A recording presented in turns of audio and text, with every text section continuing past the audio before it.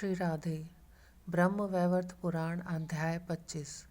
नारद जी को भगवान शिव का दर्शन, शिव द्वारा नारद जी का सत्कार तथा उनकी मनोवांछा पूर्ति के लिए आश्वासन। सौती कहते हैं, सौनक तदनंतर विप्रवर नारद क्षण भर में बड़ी प्रसन्नता के साथ शिव के मनोहर धाम में जा पहुँचे। भगवान शिव का वह अभिष्ट लोक ध्रुव से 1,00,000 योजन ऊपर था। त्रिशूलधारी शिव ने दिव्य रत्नों द्वारा उसका निर्माण किया है। आधार शून्य आकाश में योग बल से शंभु द्वारा धारण किया गया वह विचित्र लोक भांति भांति के दिव्य भवनों से सुशोभित है तथा दिन रात तेज से उद्भासित होता रहता है। पवित्र अंतःकरण वाले श्रेष्ठ साधक तथा मुनीन्द्र शिरोमणि महात्मा जन ही उस लोक का दर्शन कर पाते हैं। मुने वहाँ सूर्य और चंद्रमा की किरणें नहीं पहुँच पाती। परकोटों के रूप में प्रकट हुए अत्यंत ऊंचे, बहुत बड़े हुए तथा ज्वालाओं से जगमगाते हुए असंख्य पावक उस लोक को चारों ओर से घेर कर स्थित हैं। उस श्रेष्ठ धाम का विस्तार 1,00,000 योजन है।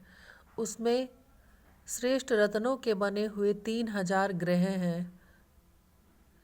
हीरे के 7 तत्व से बने हुए भांति भांति के चित्र विचित्र मनोहर भवन उसकी शोभा बढ़ाते हैं।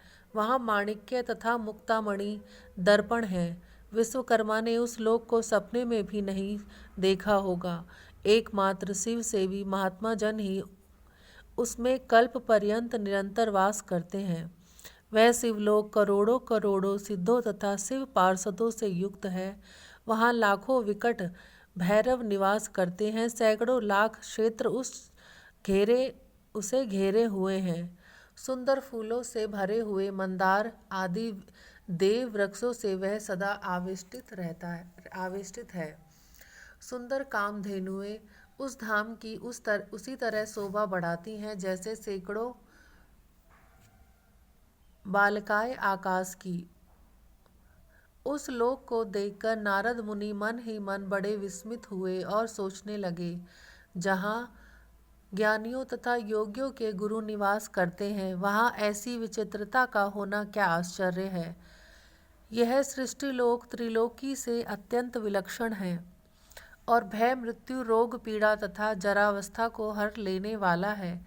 नारद जी ने देखा, दूर सभा मंडप के मध्य भाग में शांत स्वरूप कल्याणदाता एवं मनोहर शिव विराजमान हैं। उनके 5 मुख 5 चंद्रमाओं के समान आह्लाददायक जान पड़ते हैं। प्रत्येक मुख में प्रफुल्ल कमल के समान 3-3 नेत्र हैं। उन्होंने मस्तक पर गंगा जी को धारण कर रखा है तथा उनके भाल देश में निर्मल चंद्रमा का मुकुट शोभा पाता है।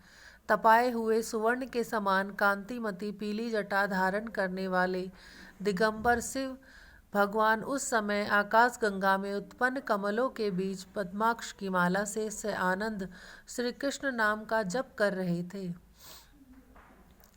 उनकी अंग कांति गौर वर्ण की है। वे अनंत और अविनाशी हैं।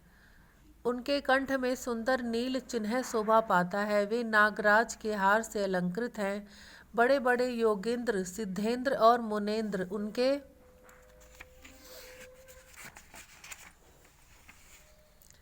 चरणों की वंदना करते हैं। वे सिद्धेश्वर हैं, सिद्धि विधान के कारण हैं, मृत्युंजय हैं तथा काल और यम का भी अंत करने वाले हैं।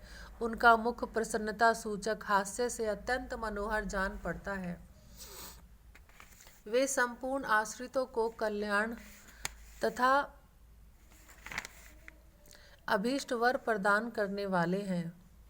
सदा शीघ्र ही संतुष्ट होने वाले, भव रोग से रहित भक्तजनों के प्रिय तथा भक्तों के एकमात्र बंधु हैं।